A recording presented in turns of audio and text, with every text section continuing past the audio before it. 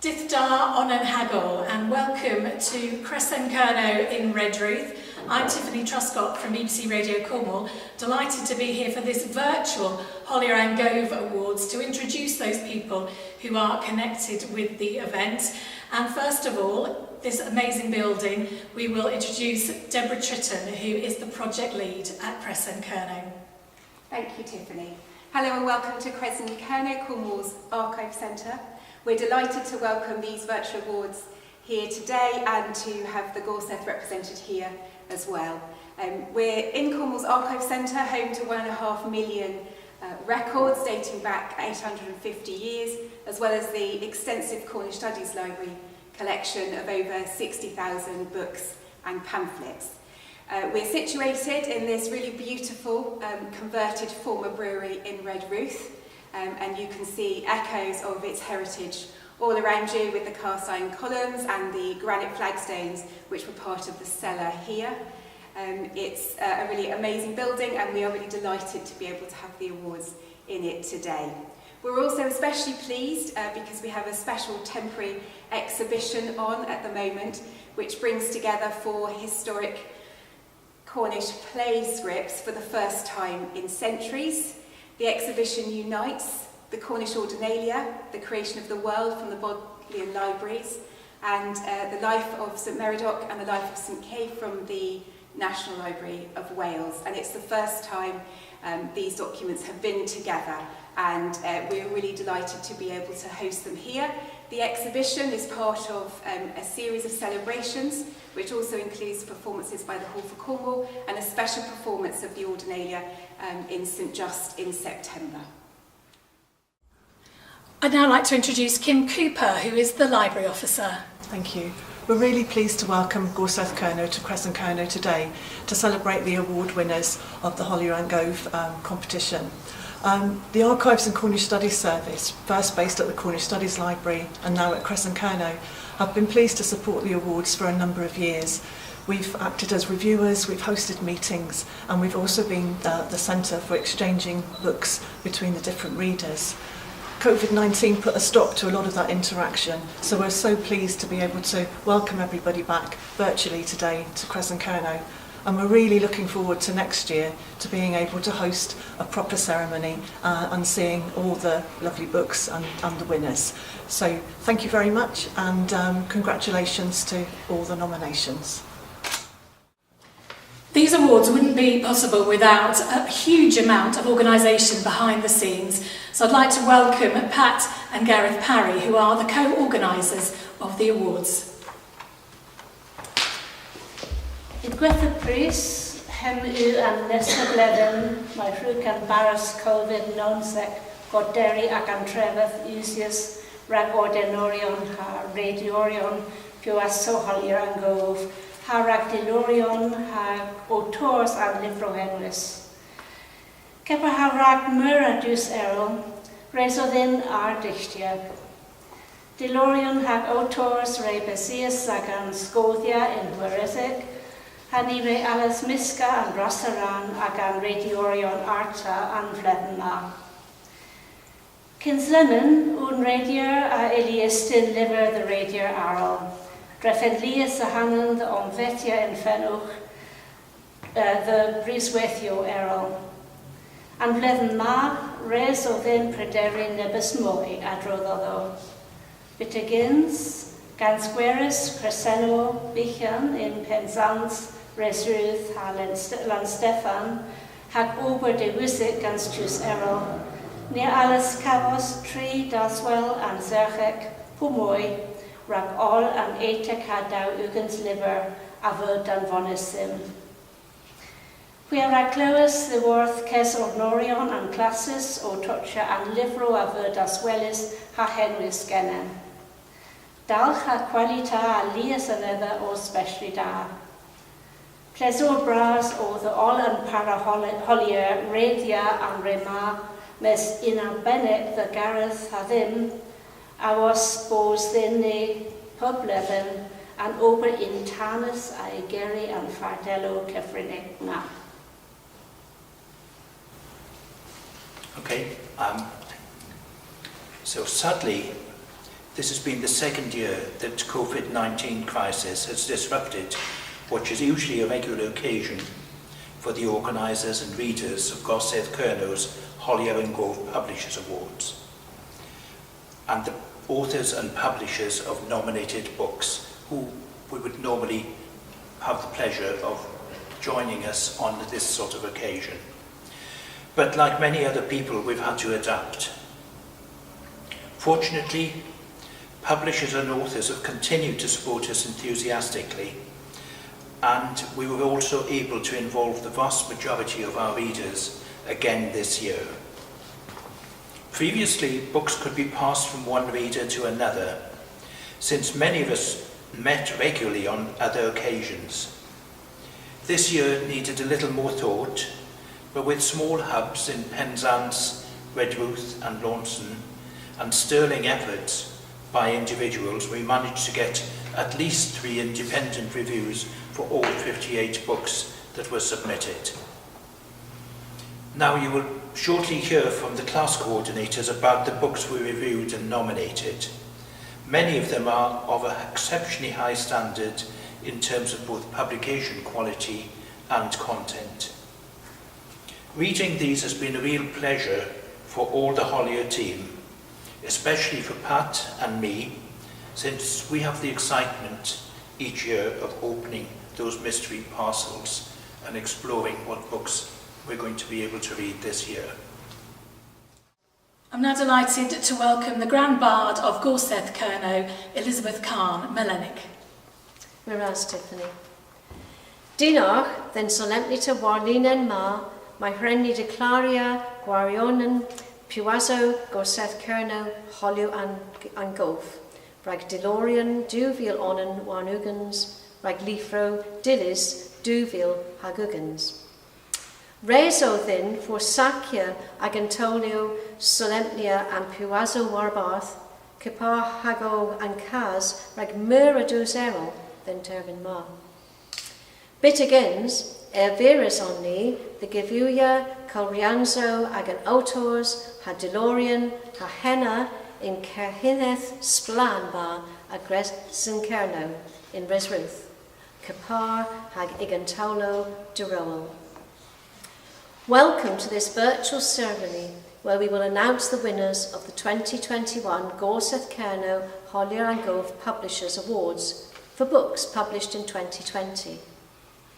Our plans to celebrate the awards together had to be abandoned, as was the case for many other people at this time.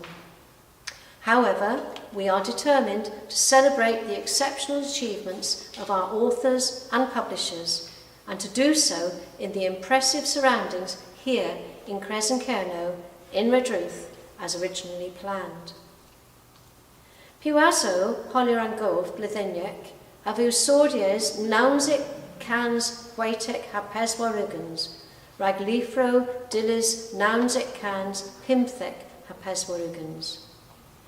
Henwyn spons cove diller habarth Leonard Truan, the Worth Redruth, Maithui Hanno Bardh, Hollier and Gof, follower of the Smith. Efu and Puazo fondies ragavoncia lifro agdro de Kernow, setis in Kernow, po in Kernowic. The annual Gorsedd Kernow Hollier and Gof Publishers Awards were instigated in 1996 for books published in 1995, and are so named in memory of Redruth publisher and Cornish bard Leonard Truan, whose bardic name was Hollier and Gof, follower of the Smith.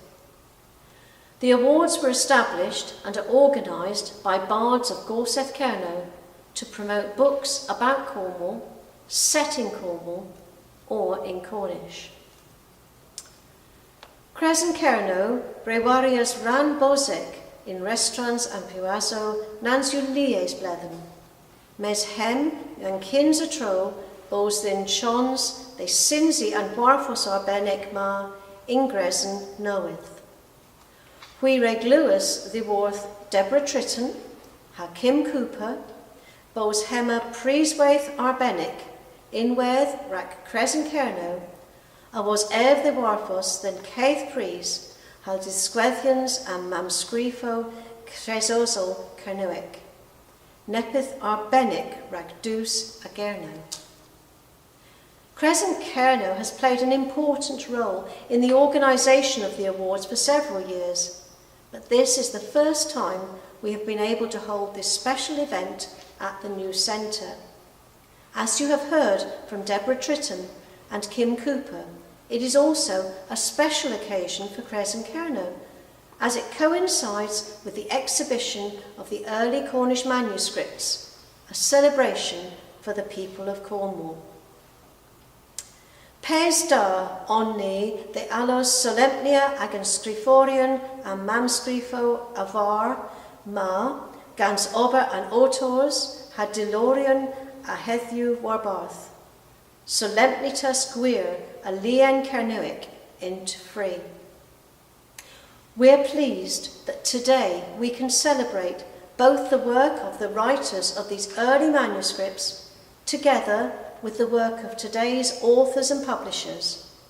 A true celebration of Cornish literature indeed. Jennifer Lowe is the class coordinator for Class 1 Books in Cornish.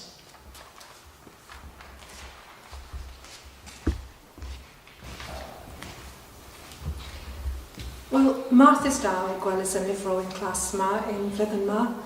Put on yn another o difference yn un dod i gilydd. Mes yn werth put lyfr o mir the les, a safon uchel ag put lyfr yr afon sy'n cynnig yn Nepforth. It was great to see the books in the Cornish classes this year, every one of them different, one from another, all of them of great interest, of good quality, and all of which will help the cause of Cornish going forward. The nominations in this class are Class 1A Teaching Books, Bora Braf by Pauline Pries, published by Kesva and Tavris Kernow. This is the second edition of this book, beautifully laid out, illustrated, updated, and a great boon for teachers. Class 1B Original Literature, The Story of St Piran by Tom Gainey, published by Cywyddau Syniaeth Kernow. Again, a beautifully illustrated book, a bilingual version of the story of St Piran that will please children and adults alike. Class 1C, editions of texts, The Charter Fragment and Pascan ag an Arluth by Nicholas Williams, Michael Everson and Alan M. Kent, published by Evertype. A very scholarly edition of these two texts with an excellent introduction and beautifully laid out with the original manuscript, a transliteration in contemporary Cornish and an English translation. Finally, Class 1D, Cornish translations, Jane Eyre by Charlotte Bronte, translated by Nicholas Williams and published by Evertype. A tour de force of a translation and a very readable version of the classic text.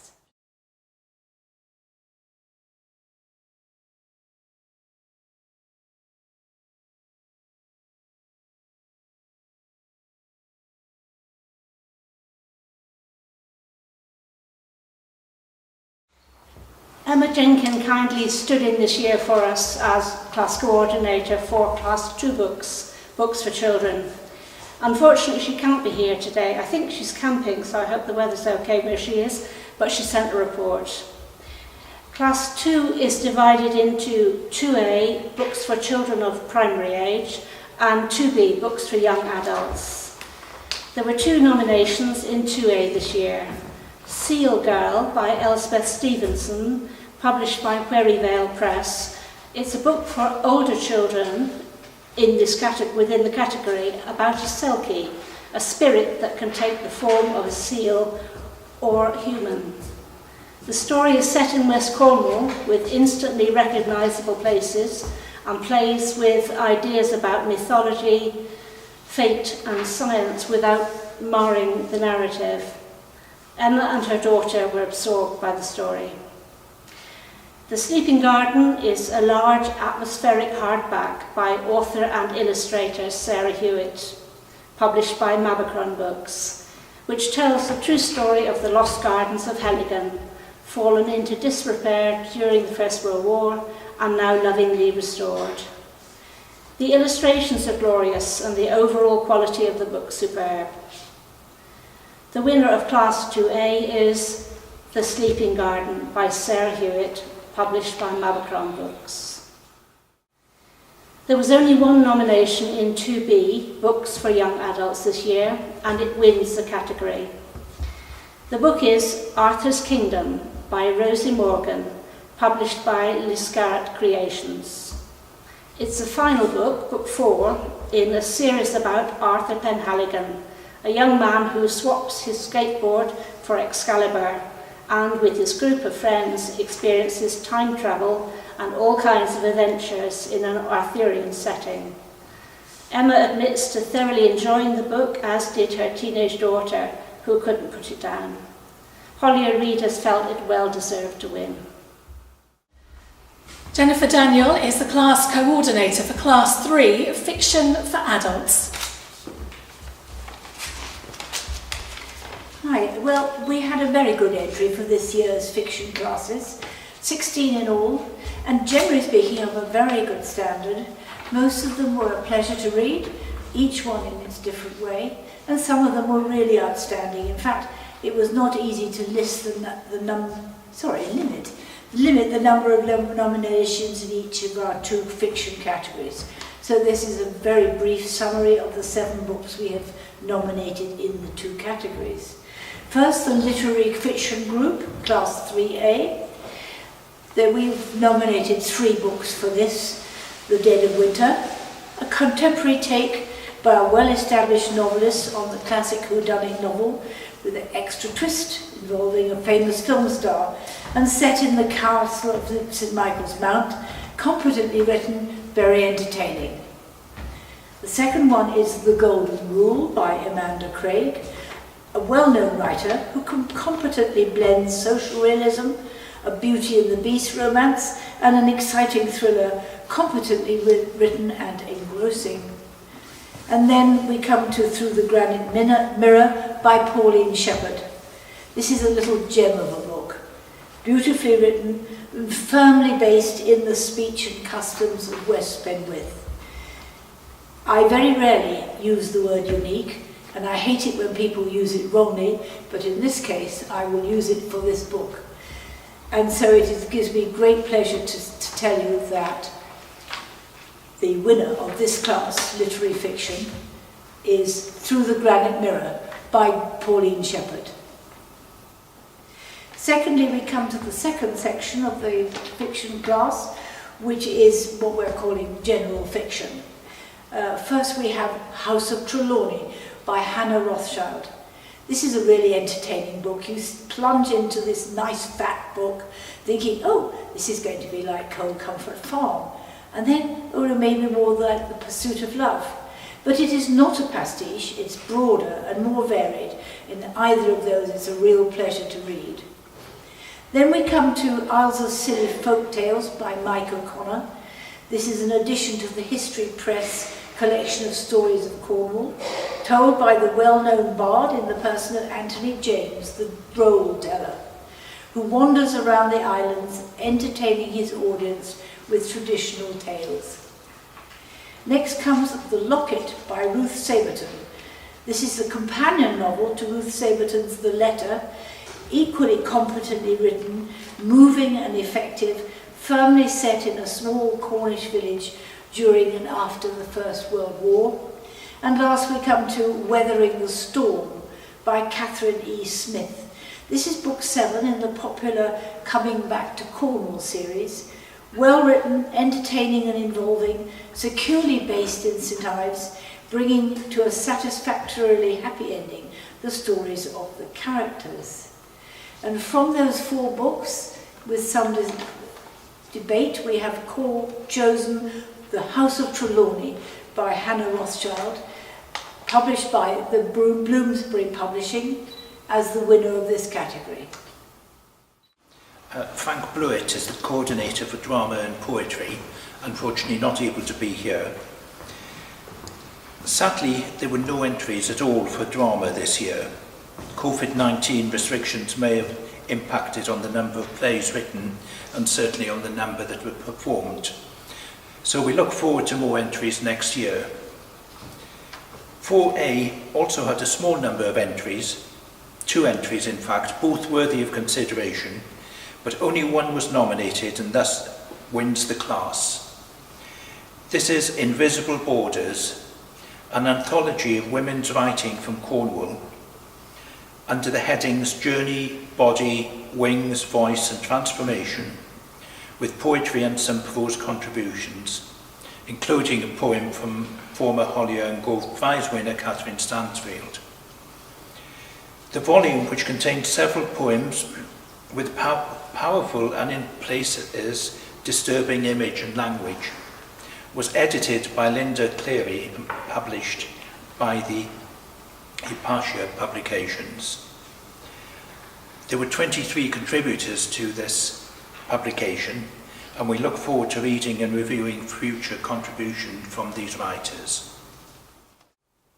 Class 5A is social, cultural and political, and its class coordinator is Tamsin Spargo, who has recorded this for you.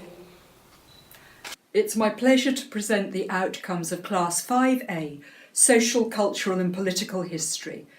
This is always a highly competitive category, and this year is no exception, with a diverse range of impressive texts both in terms of content and publishing quality. We have books by established professional historians and writers, and also by dedicated, passionate citizen researchers. Publishers range from mainstream to local independents and specialist publishers. Most books, and all of those shortlisted this year, demonstrate the highest production values. Indeed, such is the quality of this year's submissions that many fine books, including the welcome new edition of Philip Peyton's groundbreaking The Cornish Overseas, didn't quite make the shortlist.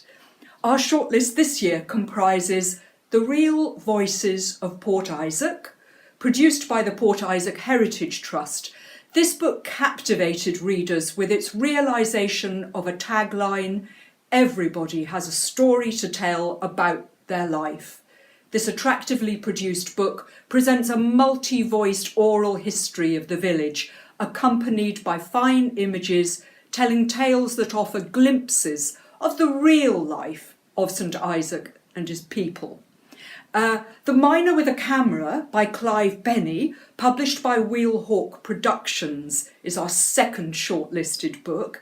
This tells the amazing story of miner Sammy Solway, whose pioneering photography with a postcard camera bought in 1906 captured multiple facets of life in St Agnes and the surrounding area. The book's choice of 245 images, accompanying text and excellent production values certainly did justice to this special man and his legacy. Tam Gwyn San Hawl Drevel, written and published by Terry Moyle, is a social history of St Kevin, whose publishing quality and exploration of the parish were seen as truly exceptional by readers, from the outstanding reproduction of tricky older images to the uncovering of local characters new to even the keenest students of local history. This was judged to be a very fine study. Our final nomination is Kate Warren's An American Uprising in Second World War England, Mutiny in the Duchy, published by Pen and Sword. Our readers would have liked to see Cornwall rather than England in the title, but agreed that this fine illustrated hardback tells an astonishing story of global politics in Cornwall. In September 1943, African-American soldiers engaged in an armed battle with American military police on the streets of Launceston. The price of US Army involvement in the Allied forces was acceptance of their model of racial segregation and discrimination, which was quite alien to Cornwall. while their officers enforced inequality in all aspects of their life, the African American soldiers had been welcomed in Lanson by locals who felt more in common with them than with the often brash and disrespectful white GIs. There's something of the rural versus urban here. Tensions exploded in an armed battle, and the ensuing trial and harsh sentences of 14 black men on British soil under US military law attracted worldwide attention. This is a global story of inequality, resistance, and realpolitik, but it is also a story of Cornwall and Cornish attitudes that shows that, in contrast to the regime enforced by the US Army, relationships between people of different races do not have to be a battle. So, as I've said, this was one of the most competitive of sections, but our panel agreed, after much deliberation, that this year's winner for a very fine social, political and cultural history is An American Uprising.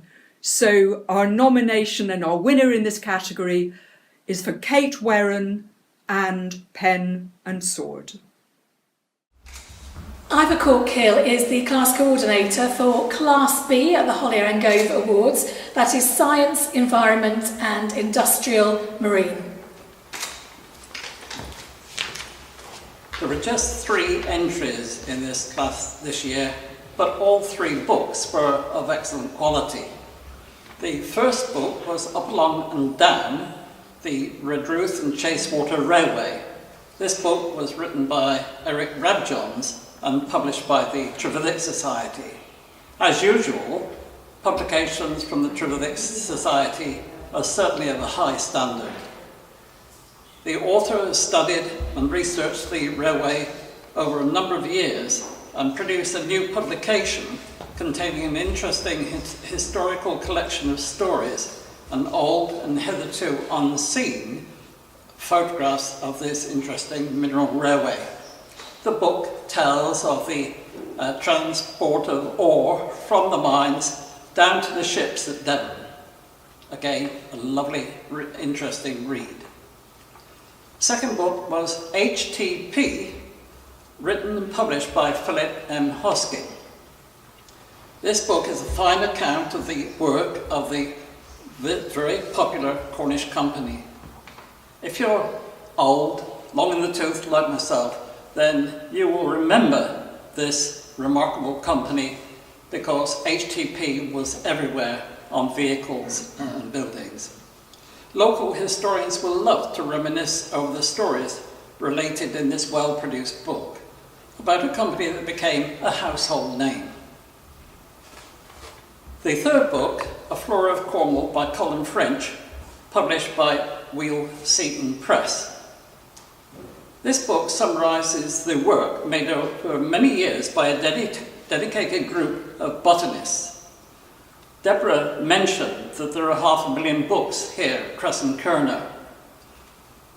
This book contains 2.25 million entries of the occurrence of Cornwall's wildflowers depicted on county distribution maps. The scholarship and research that has gone into this book is amazing. One reader stated that this was the largest and heaviest book they have ever read.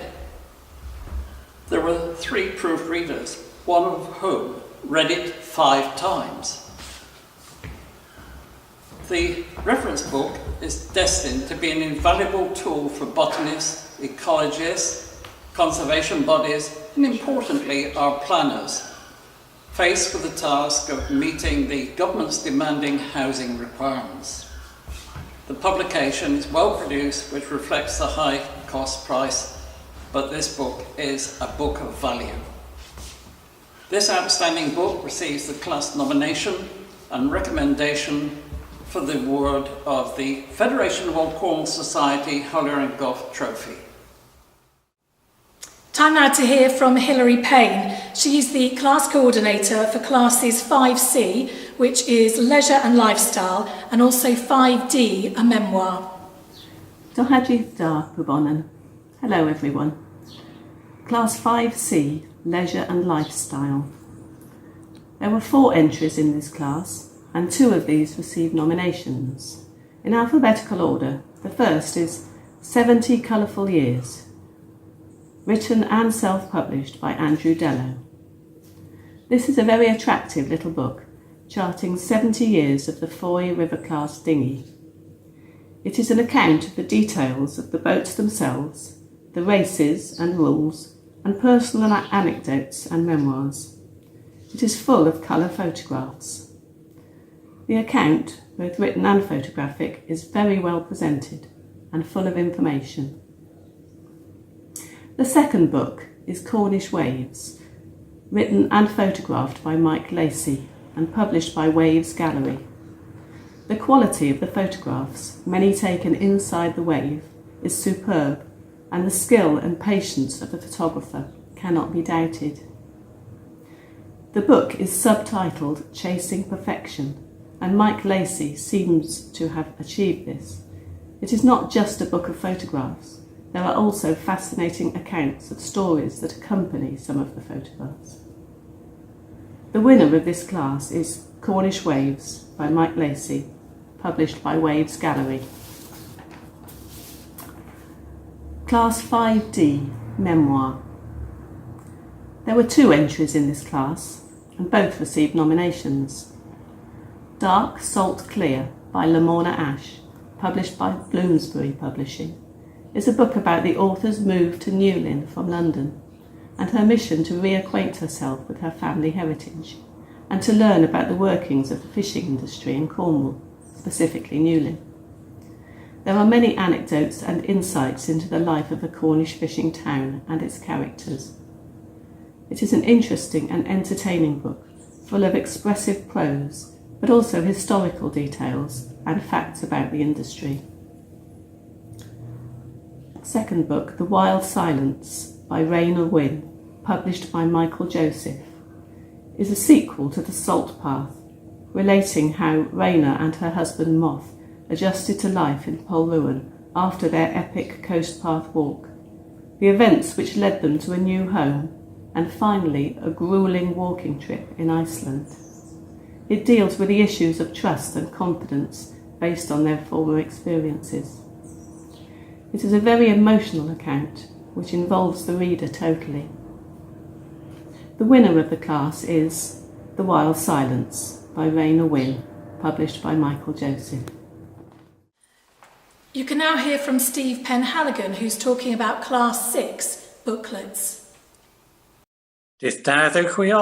Hello everyone, these are the results for Class 6, the Booklets class. There were 6 entries to enjoy in the class this year, and of these we decided to nominate 3.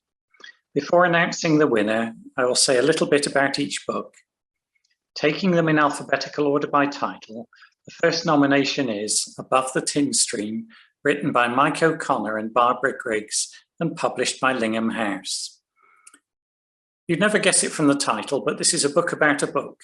That is a book of manuscript music held in the archives of Kresen Kernow, which originally belonged to 3 generations of women who lived at Tredray Manor near St Earth, which is situated above the Hale River, the tin stream of the title. The musical scores in the book are transcribed clearly enough to be performed, and taking these as a starting point, the authors go on to describe what has been discovered about the 3 women who owned the book, their family, the society they moved in, and their place in it. It shows how women's place in music evolved through the Georgian and early Victorian periods, and how they often managed to fulfill their musical potential in spite of the restrictions imposed upon them. The authors have clearly done a huge amount of research and present their findings very clearly. The book is well produced and the content is carefully designed and expertly laid out on the page. One reader said, "This is a splendid book and would make a valuable addition to the library of anyone who has an interest in social history and music making in Cornwall. The second nomination is Diary in the Plague Year by Paul Farmer, which was published by the Independent Publishing Network. This book is a collection of photographs taken by the author during the first COVID lockdown in 2020, as he cycled around his local area of Camborne and Redruth. Each photo is accompanied by a diary entry recording the author's feelings and reactions to what he sees. The photographs were deliberately not taken on a high-quality camera and are extremely grainy and atmospheric, especially those taken in black and white. As the author notes, he stood as a Labour candidate in the last general election. As a result, he's very forthright in his political opinions. This is a diary, after all, and he voices his hope that we can emerge from the epidemic a better and fairer society. I think most of us can relate to the passages where he talks about what he calls psychogeography, the way the absence of other people in the landscape allows us to relate to Cornwall in an even deeper way than we already do. The book is well produced and the photographs are haunting, and it provides an interesting memoir and commentary on an extraordinary time. The third nomination is Parr, the little town that came out of the sea by Diana Osborne and Jill Hoare. It's published by Parr Old Cornwall Society. This interesting little book describes a short walk around Parr and uses that as a basis for a potted history of the town. Page layout is pleasantly informal, following no fixed pattern, mixing photos, text, illustrations, and bubbles containing associated short, interesting items of fact and trivia. The layout is enlivened and enhanced by humorous illustrations, and the authors have also included many black and white photographs from the Old Cornwall Society archive of scenes and buildings on the walk, as they would have been in years gone by. The text is well written and the route clearly explained. There's a helpful, well-designed map at the beginning and a genial foreword by vicar and local boy Derek Karivic. This is not an in-depth history book, but it's a good introduction to the history of the town. It really made me want to drive up to Parr and do this walk. Job done. In conclusion then, these are 3 excellent publications and I suggest you buy them all. However, we do have to name a winner, and this year that winner is Above the Tin Stream, written by Mike O'Connor and Barbara Griggs and published by Lingham House. Meur Hadw Genoch. We now come to the announcement of the winners of the 4 cups. First, the Coethus and Iaith Kennewick Cup for the best original fiction work or translation into Cornish. The winner is The Story of St Piran, written by Tom Gainey, illustrated by Ryan Cardew, and published by Coethus and Iaith Kennewick. Next is the Kresen Kernow and Trevennan Jenkin Cup for authorship in Class 2, Books for Children. The winner is The Sleeping Garden by Sarah Hewitt, published by Memoir Books. Next is the Federation of Old Cornwall Society's Hollier and Gove Cup for the most outstanding entry in the non-fiction categories. The winner is A Flora of Cornwall by Colin French, published by Wheel Seaton Press. And finally, the Hollier and Gove Cup for the most outstanding entry in the fiction categories. The winner is Through the Granite Mirror by Pauline Shepherd, published by United Writers Publications Limited. Congratulations, Keslowena, to them all. I would just like to say an enormous thank you, Meur's Bros, the Pat and Gareth, for all the hard work that they've put in over the last 12 months or even longer, keeping the Hollier and Gof Awards going, even in the face of this pandemic and all the difficulties that they have experienced. And I'd like to thank them very much indeed for everything they've done on behalf of Gof Kernow and on behalf of everybody who's been a winner or who's entered. Miraz.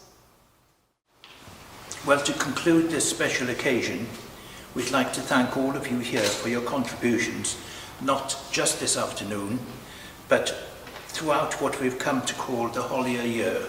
It's an event that does extend throughout the year, and this is the occasion when we can celebrate the announcement of the awards. But there's a lot of people who've contributed during the afternoon. First, thank you, Deborah and Kim, for hosting this event and for providing a home for Holier for many years in the past and hopefully for many years in the future. John Shaw, who has filmed this ceremony, has filmed Gof's ceremonies and produced videos for archival purposes for as long as I can recall. Today has been a little different, and we really appreciate what you've done today, John. We look forward to seeing the final edited version. This is the third year that Tiffany has been with us, and all three occasions have been different. Thank you, Tiffany, for adapting to our requests, and maybe next year we can get back to our usual format. That is, if we can remember what that was. Well, we rely heavily on the advice of our class coordinators and appreciate their willingness to read and read and read again. We've been fortunate also to have a superb team of readers and are hoping that all of you will be happy to stay with us next year. Of course, the stars of the awards ceremony are not actually here. The stars are the authors and publishers. So this is just to say thank you, keep writing and keep publishing. And finally, thank you to our Grand Bard, Melenek, not just for today, but for the support of the awards throughout her period of office. This ceremony, this award ceremony and announcement, will have been one of the last occasions when Liz will be with us as Grand Bard. Meur.